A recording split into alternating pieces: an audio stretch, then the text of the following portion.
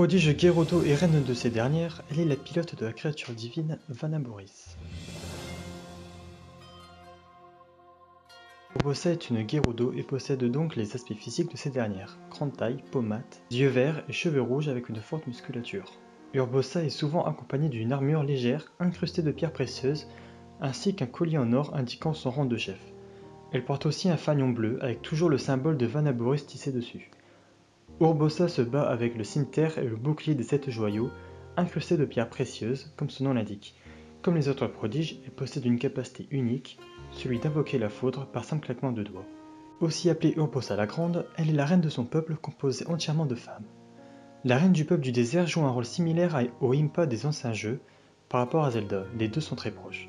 Urbosa est comme la nourrice de Zelda et Zelda la considère comme une très chère amie. Ce lien est dû au fait que Urbosa était très proche de l'ancienne reine d'Hyrule, mère de Zelda malheureusement décédée.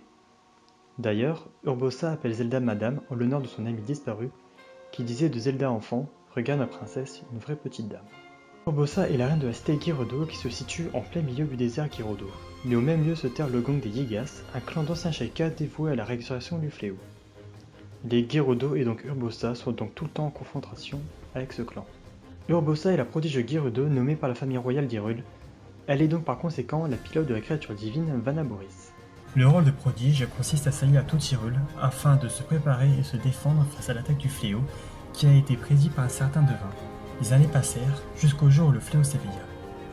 La princesse n'avait pas encore réussi à activer son pouvoir du sceau, de ce fait tous moururent. Les prodiges, le roi et Link, qui fut emmené au sanctuaire de la Renaissance. Urbosa, retrouvée prisonnière dans sa créature divine à cause du contrôle de Ganon, fut tuée par ce dernier. Seule son âme fut enfermée à jamais dans sa créature sans pouvoir en ressortir. Urbosa devra donc attendre 100 ans que Link se réveille, libère Naboris de l'emprise de Ganon et donc libère l'âme d'Urbosa pour qu'il puisse accomplir sa destinée de prodige, soutenir Link dans la destruction du fléau.